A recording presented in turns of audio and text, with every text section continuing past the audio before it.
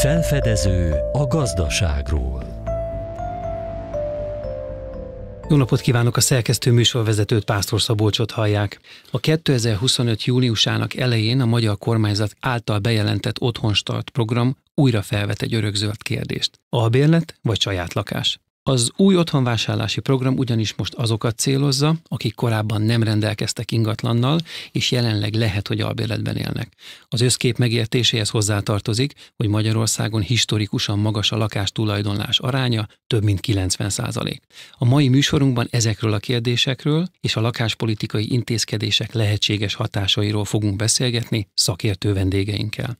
Már itt ül velem a stúdióban Vida Imre, közgazdász, az Available ZRT alapítója és igazgatóságának elnöke, illetve Sándorfi Balázs, a Bank Monitor ügyvezetője. Jó napot kívánok, és köszönöm, hogy elfogadták a meghívásomat. Köszönjük a meghívást. Napot kívánok! Nem mindenhol adottság, de nálunk talán annak tűnik a magas lakástulajdonlási mutató. Mi lehet az oka ennek, és annak tulajdonképpen, hogy Magyarország kiemelkedik az Európai Uniós országok között? Hát, alapvetően azt látjuk, hogy a 90% fölötti tulajdonlási arány az egy regionális sajátosság. Tehát, hogyha nézzük Romániát, Bulgáriát és körülöttünk lévő, vagy inkább keletre fekvő országokat, akkor ez egy hagyományos megjelenési forma.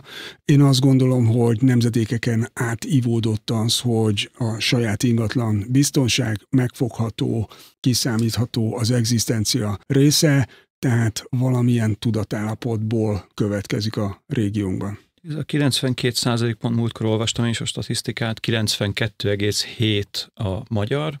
Balázs is, amit említett, bőven 90% fölött van itt ez a keleti régió, de csak hogy lássuk, hogy mi ez a nagyságrend, mondjuk a németeknél, a Svájcban ez 50% alatt van. Talán a napokban ünnepelte a magyar tőzsde a 35. születésnapját, és ez jól példázza azt, hogy azért nálunk a tőkepiacoknak a múltja az pár évtizedre tekint vissza. De tekintve, hogy Hollandiában az 1600-as években már tőzsdeválság volt, így viszonylag könnyen lemodellezhető az, hogy nálunk miért is terjedt el az ingatlan befektetés, hát az én nagypapám se részvényeket vett, hanem inkább ingatlan meg földeket, hogyha befektetésről volt szó. Azért Németországban lehet, hogy már a bőrzén kereskedtek az emberek egy pár évtizeddel ezelőtt is. Talán bocsánat, egy kicsit hagyárnyaljam a statisztikát, tehát ez 92% él saját tulajdonban, ez ugyebár a hivatalos lakcímkártyán szereplő adat. De például, hogyha Mezőkovácsházán él egy család, és ott van egy fiatal, aki 20 évesen mondjuk egy budapesti egyetemen tanul, ugye bőven előfordulhat, hogy ő statisztikailag lakcímkártya alapján saját tulajdonban él, miközben valójában albérletben lakik úgy, hogy nem biztos, hogy megjelenik a statisztikában, hiszen nem mindig látható minden albérlet, hogy ilyen szépen fogalmazzunk. Tehát akkor nem biztos, hogy ez a mutató pontos, precíz, de azért az gyanítható, hogy nagyon magas a lakástulajdonlás aránya. Hát magában az adatminőségben biztos helytálló, tehát hivatalosan a családi ingatlanban van bejelentve a lakás, ebből a szempontból az adat feltétlenül pontos. Az életvitelszerűség kérdésében lehet eltérés a gyakorlatban. Ami látszik, hogy ha albérletben is lakik, én azt szoktam látni, hogy ma Magyarországon az lakik albérletben, akinek nincs lehetősége, pénze még egy saját lakásra, de abba az irányba törekednek. Valószínűleg a nagyvárosokban egyébként több az albérlő. Ennek azért a szabályozottságáról is érdemes egy picit beszélni, meg a lakáspiacnak a helyzetéről majd a későbbiekben, viszont az egyértelműen látszik, hogy bele van ivódva valahogy a szociális részek és a társadalomban. Hát eleve egy fiatal szerintem úgy megy el a nagyvárosi egyetemre, hogy a szülőktől azt kapja, hogy kisfiam vagy kislányom egy rendes munkád és egy kis lakásod legyen, és akkor már nagyon jól indultál el. Tehát nálunk azért valahol ezek az dolgok indulnak leginkább. Mit gondolnak, hogy nálunk miért nem honosodott meg a tartós lakásbérlés piaca? Néhány európai országban is komoly szerződésekkel, hosszú távra szólóan adnak ki lakásokat. Nálunk azért más a szabályozói környezet. Valószínűleg a szabályozói környezet a kereslet hatására alakult. Egy nagyon egyszerű példát tudok hozni, ugye mi működésünk jellegéből fakadóan, ugye Németországban vásárolunk bérlakásokat és hasznosítjuk azokat. Ami a különbség a magyar között, amikor Magyarországon ingatlant vásárolok, vagy bármilyen ingatlan típusú dolgot csinálok, gyakorlatilag egy klikkeléssel hozzájutok egy tulajdoni laphoz. Németországban ez a mai napig postán érkezik, 2-3 hét alatt. Tehát amikor mi azt gondoljuk, hogy a szabályozottságokban van különbség, igazunk van egy bizonyos oldalon, mert a vételnél Magyarország szerintem európai szinten egy nagyon jól szabályozott jogi környezetet teremt, viszont az albérleteknél és a bérletbe adott ingatlanoknál, ugye kiindulva az első statisztikákból a 80 millió németből 40 millió bérli az ingatlanját, ami 5 magyarországi ember szűken véve.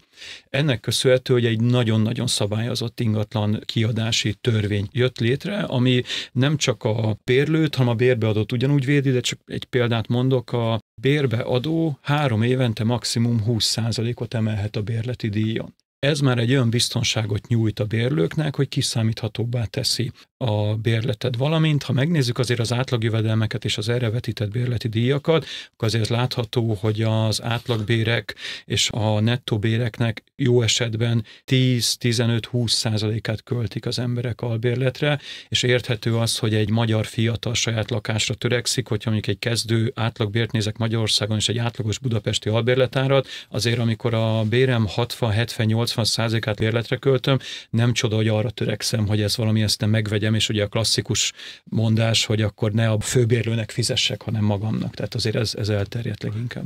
Budapesten körülbelül olyan 560-580 ezer forint körül van a nettó havi átlagbér. Ez átlag is nem medián, tehát ez azt jelenti, hogy ugye ebben a nagyon nagy keresetűek is benne vannak, és ez az 560-580 ezerhez tartozik egy 250-260 ezer forintos átlagos lakbér, ami ugye mutatja azt, hogy nem 10-15%-ról beszélünk, hanem sokkal inkább 50%-hoz közel, ami egy erőteljes feszültséget hoz.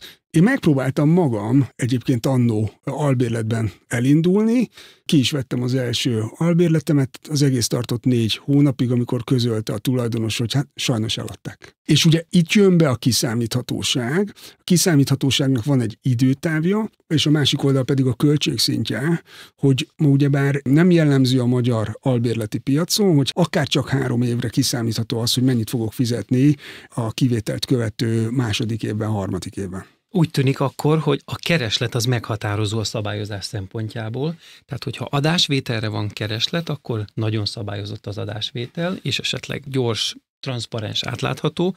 Viszont Németország esetében, hogyha bérlésre van kereslet, akkor a bérleti piac szabályozott és kiszámítható, átlátható.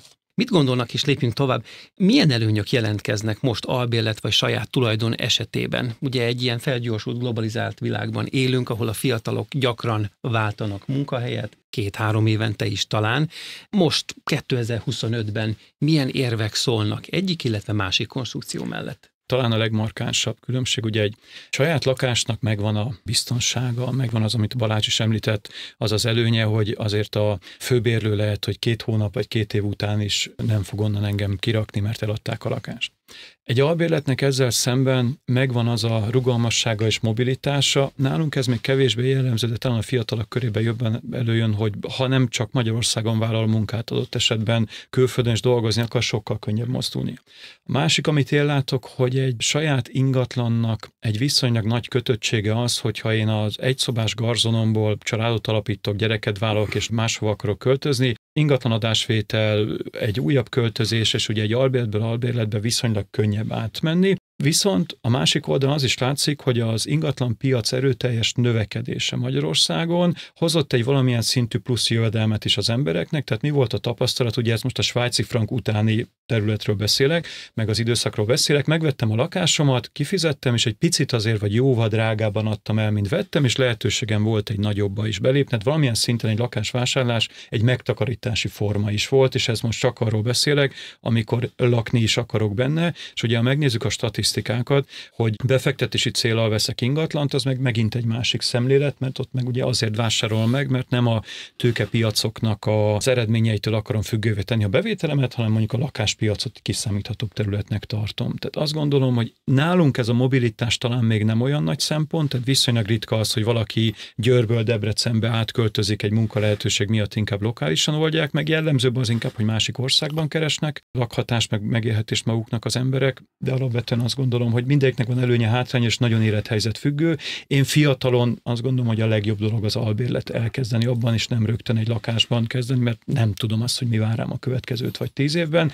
Azért a nyugati társadalomban is jellemzőbb az, amikor már az ember egy valamilyen karrieríven vagy jövedelmen túl van, és már a családot alapított, azért jellemzően ott már megvásárolják a saját ingatlanjaikat a családok, de a pályakezdés első szakaszaiban azért nem ez a fő dolog, aminek neki akarnak állni. Én talán annyival egészíteném ki, hogy alapvetően ez egyébként egy nettó matematikai hadművelet. Tehát mennyit fizetek albérletre, mennyibe kerül, hogyha hitelből megveszem, mikor milyen vagyonelemem van, ugye itt a nettó vagyont kell számszerűsítenem, tehát hogyha ér az ingatlan 50-et és van 20 hiteltartozásom, akkor a nettó vagyonom a kettő különbsége 30, mivel a hitelt folyamatosan fizettem vissza, ezért a nettó vagyon nő, de mondom még egyszer, ez matematika, tehát tudjuk, hogy ha hitelből veszek, akkor a költség a kamat, egyébként meg a költség a bérleti díj, és közben pedig változik a vagyon. Én azt gondolom, hogy matematikailag meghatározható, aki esetleg bizonytalan, nyilván nagyon gyorsan fog találni olyat, aki ebben segít neki, de elsősorban a mobilitás és a tulajdon érzete, hogy nekem kell-e vagy nem kell, ez a két tényező fogja meghatározni egyébként valószínűleg sokkal erősebben, mint a pénzügyi dimenzió, már azok körében, akik a pénzügyi dimenzió kipipálható, vagy saját zsebből, vagy hitelből. És ilyenkor kibújik belőlem a közgazdász, amikor ugye ezeket a számokat nézzük, mert amit Balázs is elmondott, hogy a matekban meghatározható teljes egészében, és itt szoktak az emberek egy apróságot elfelejteni, hogy az ingatlanba betett önrészem, ami sok esetben milliós vagy 10 milliós nagyságrend, ugye annak a közgazdaságtan nem csak egy hozamot tud meghatározni, hanem egy alternatív hozamot is, amit azáltal veszítek el, hogy beleteszem ebbe, és azért látva az elmúlt éveknek csak az állampapír hozamait, nyilván mellette volt egy ingatlanpiaci emelkedés is, látva ezeket, ugye mi azért hajlamosak vagyunk nem számolni azzal, hogy azt a pénzt, amit oda beleteszek, az hol és miként tudnám én máshol kamatoztatni, és szerintem, és ebben nagyon egyetértünk, hogy az érzelmi döntés sokkal meghatározóbb egy ingatlan esetében, mint a racionális. Abszolút egyetértek, a saját lakásnak is van költsége. Tehát, hogyha egy 50-et érő lakásom van ma, akkor ugye ez azt jelenti, 6%-ot kamatot simán el tudok érni, ez azt jelenti, hogy nekem az, hogy ezt tulajdonlom, 3 millió forintba kerül ma. És ahogy az Imre említette, ez gyakorlatilag senki nem veszi figyelembe. Ez egy ilyen alternatív költség a lehetőségek közötti mennyi az ára a választás biztonságnak, igen, ez a nagy kérdés.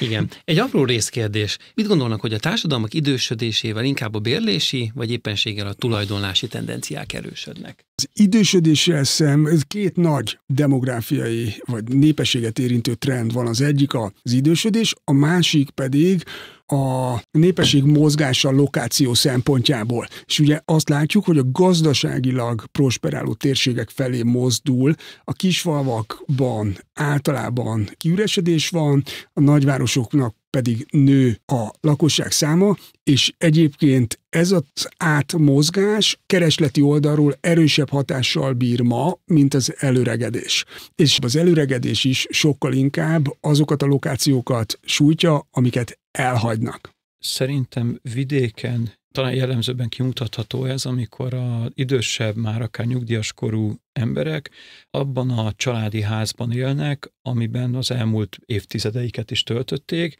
Sok esetben itt már özvegy, egyedül élő, idősebb emberekről beszélünk, és a 120-150 négyzetméteres családi házaiknak a töredékét használják, mert sem a rezsit, sem nagyon sok mindent nem tudnak ebből kifizetni, vagy nem is éri meg ugye kifűteni az egész lakást, ugye, hogy ezt mondják.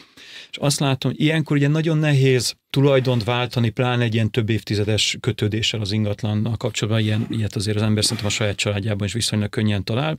Ami látszik talán, és megint csak nyugaton a nagyobb mobilitás, hogy egy idősebb ember már könnyedén beköltözik akár egy olyan apartmanba, egy olyan jellegű ingatlanba, ami az ő igényeit jobban kiszolgálja, ez komfortosabb, és költségben is sokkal kedvezőbb tud lenni. Csak egy egyszerű példa, hogy a nyugat-német nyugdíjasok költöznek át a keleti régióba, mert a nyugdíjukból sokkal kényelmesebben és könnyebben meg tudnak élni abban a régióban, és gyakorlatilag megkapják ugyanazt a szolgáltatást az országon belül. Nálunk azért Magyarországon azt látom, hogy ezek az emberek még ott maradnak az ingatlanjaikban, és nagyon magas költséget vállalnak magukra azzal, hogy ez valamilyen szinten fent tudják tartani. Egyelőre még ebben nagy változás nem történt. Valószínű, hogy az újabb generációk fognak már egy picit másként gondolkodni az ingatlan tulajdonnal kapcsolatban. De még az adott lokáción belüli kisebb ingatlanba költözés sem igazán jellemző, hiszen ahogy meghatározó az ingatlan tudat Magyarországon, az is egy tudatállapot, hogy én ebben éltem 40 éven keresztül, én biztos, hogy nem szeretnék másban élni, miközben egyébként a szükséges felújításokat nem biztos, hogy el tudtuk végezni, és amiatt folyamatosan növekszik indokolatlan módon még a fenntartási költsége is. És azért egy ingatlan esetében azért, ha csak a matekot nézzük, az ingatlan értékének azért jó pár százalékban meghatározható értékét azért rá kell, hogy költsem arra az ingatlanra, hogy az fenntartható, és nem is arról beszélek, hogy modern legyen, csak egyáltalán lakható legyen. Mennyire kiforrott és jól szabályozott az albérleti piac? Önök szerint milyen irányokban lehetne alakítani, fejleszteni ezen? Hát ami látszik is, meg amiről beszéltünk itt az előbbiekben is, hogy a kereslet hatására valószínűleg ez változni fog. Tehát egyre jellemzőbb az azért, hogy a pályakezdő fiatalok nem rögtön egy saját lakás vásárlásban gondolkodnak, hogy most vagy a hozzáállás változott, vagy csak egyszerűen az ingatlan piacnak ez a fajta emelkedés, ami megtörtént az elmúlt években, ez most egy olyan árszintet hozott, ami azért nem egy jó belépési küszöb feltétlenül a vásárlásnál.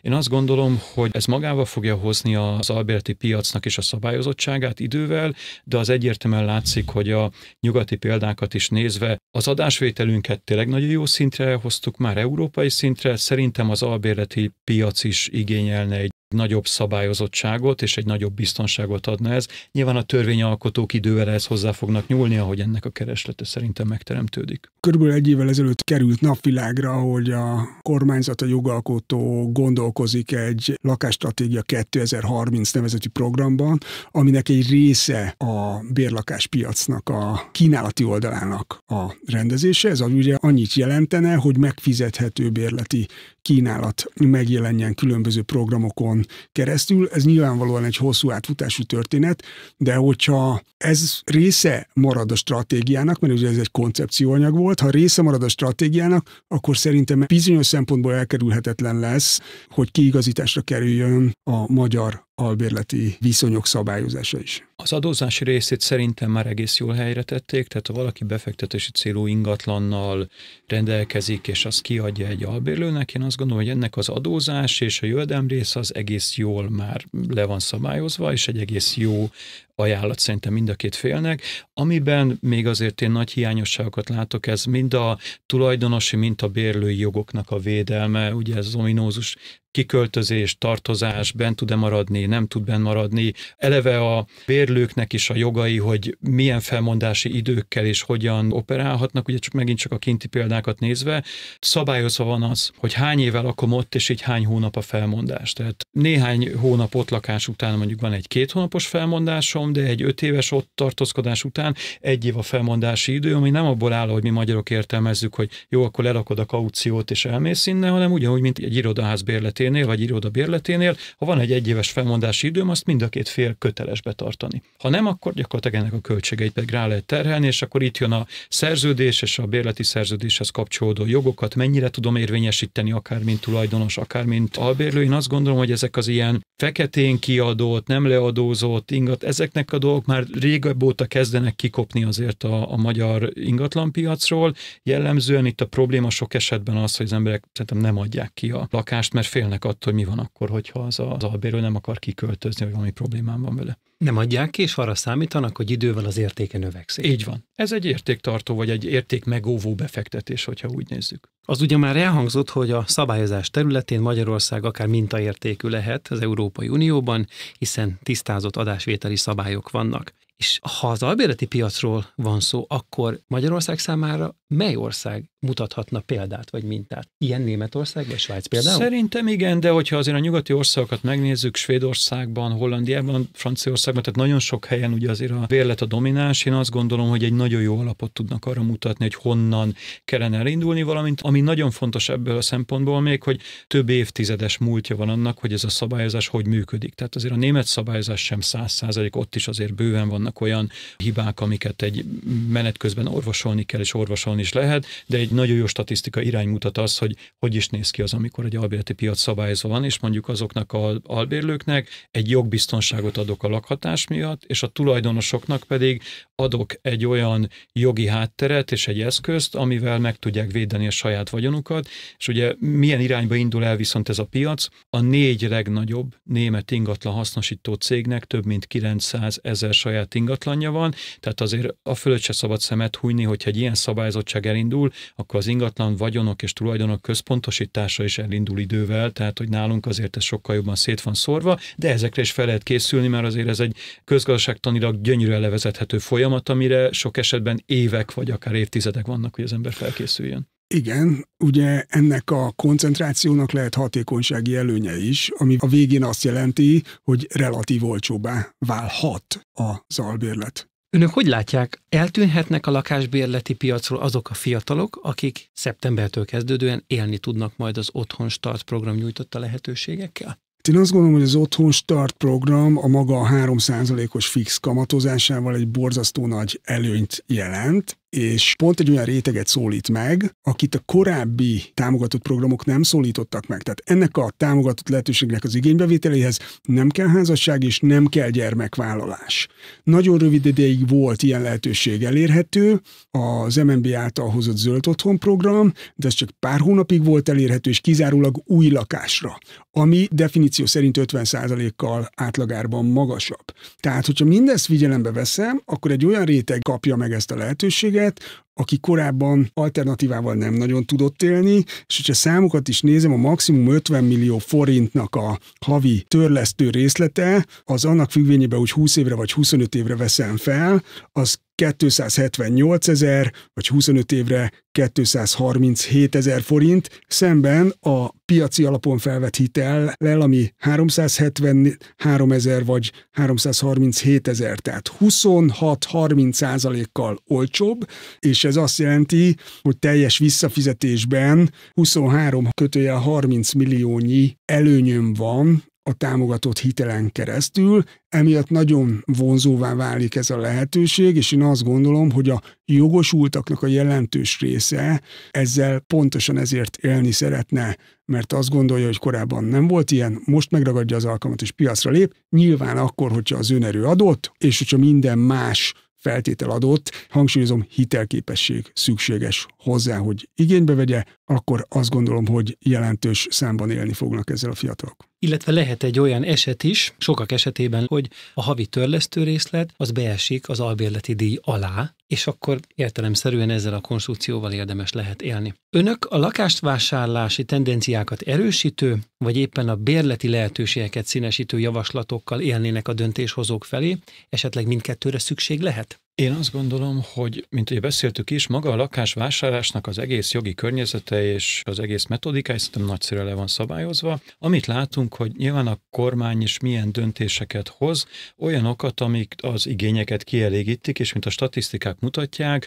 az igény az a lakásvásárlással és ingatlanvásárlással kapcsolatban jelentkezik, tehát nyilván ezért is van szükség, ugye kereslet-kínálat ezen a piacon is, tehát olyan megoldásokat kínálnak, amire ugye az embereknek azért sok esetben szükségük van. Tehát én azt gondolom, hogy ezt azért Magyarországon nagyon jól kihasználják, mint ez a program is mutatja, azért nagy jó lehetőségeket tudnak nyújtani a fiataloknak. Emellett, és az én véleményem, hogy az albérleti piacot is el kellene kezdeni egy picit európai szintre hozni és szabályozni, egyszerűen amiatt, hogy azoknak, akiknek nincs lehetőségük ebben a programban részt venni, vagy nem akarnak adott esetben részt venni, mert nem biztos, hogy csak az lakik albérletben, vagy az szeretne albérletben lakni, aki nem tud új lakást venni, hanem az akar ott lakni, aki nem akar új lakást venni, és ezekre az emberekre gondolva én azt gondolom, hogy szükség lenne az albérleti piacnak egy kicsit átgondoltabb és egy kicsit jobban leszabályozott változtatásaira a közeljövőben. Ezek nem nagy dolgok, amire szükség lenne, csak nyilván nézve azért a mostani gazdasági történéseket, én azt gondolom, hogy azért nincs olyan gazdaság, ahol ne adta volna fel a leckét most az elmúlt években a körülöttünk történő dolgoknak a kezelése, menedzselése, tehát valószínűleg azért nem a listában az első helyen áll ez, hogy az albérlőket és a főbérlőket valahogyan próbáljuk meg harmonizálni és egységbe hozni. Én egy tényezővel egészíteném még ki, hogy ha hazai alternatívákat vizsgáljuk, akkor azt gondolom, hogy a kínálati oldalnak az erősítése, hiszen ma az egyik legnagyobb probléma probléma az ingatlan piacon, hogy nincs elég megfelelő minőségű és mennyiségű eladó ingatlan. Pont amiről korábban beszéltünk, tehát az az átköltözési hullám a gazdaságilag prosperálóbb területek irányába. Ha nincs kínálat, akkor az egy erőteljes áremelkedési dinamikát tart fent, és a már említett Lakásstratégia 2030 program is megszólít jó néhány olyan pontot, ami kínálat emelkedést jelenthet. Ebből talán az egyik legelső egy 200 milliárdos tőkeprogram, amit ingatlan beruházók tudnak igénybe venni megfelelő feltételekkel, ami azt célozná meg, hogy gyorsabban épüljenek lakóingatlanok jelentős számba, de ugye az ingatlanpiac természeténél fogva fél évről fél évre nem tud megugrani a kínálat, tehát ez egy hosszabb távú, sok éven keresztül zajló kiigazítási folyamat, hogy elkezd emelkedni a kínálati oldal. És záró kérdés, önök hogy látják, hogy ha átalakul a szabályozói környezet, akkor megváltozhat Magyarországon a lakás tulajdonlás kapcsán megjelenő mentális asszociáció? Én biztos vagyok benne, hogy ez változni is fog, de hát ezek, hogy évek vagy évtizedek, azért az egy nagyon jó kérdés, de biztos, hogy változni fog, ami látszik most is szerintem a mostani fiatalabb generációknál, hogy nem feltétlenül abban gondolkodnak, hogy leköltöznek egy kis faluba és leérik ott az életüket, hanem valamilyen szinten a világban mozognak. Lehet, hogy több országban is dolgoznak a karrierjük során, tehát jellemzően azt látom, hogy a lakástulajdon erősödik a kor előre haladtával az emberek életében. Fiatalon én azt gondolom, hogy nálunk túl magas ez az arány, amivel rendelkeznek, sokkal nagyobb szabadságot biztosít az, hogyha mondjuk egy ilyen kötöttséget nem vállalnak rögtön az elején. A későbbiekben azt gondolom, hogy ez egy jó része a portfóliónak. Mivel a lakástulajdon egy társadalmi beidegződés, ez természeténél fogva lassan tud változni, tehát hosszú távon egy új típusú trend kialakulhat, radikális elmozdulás rövid távon nem várható benne. Köszönöm, hogy eljöttek hozzánk. A mai műsorunkban egy örökzöld témáról, az albérlet vagy saját tulajdon kérdéséről beszélgettünk.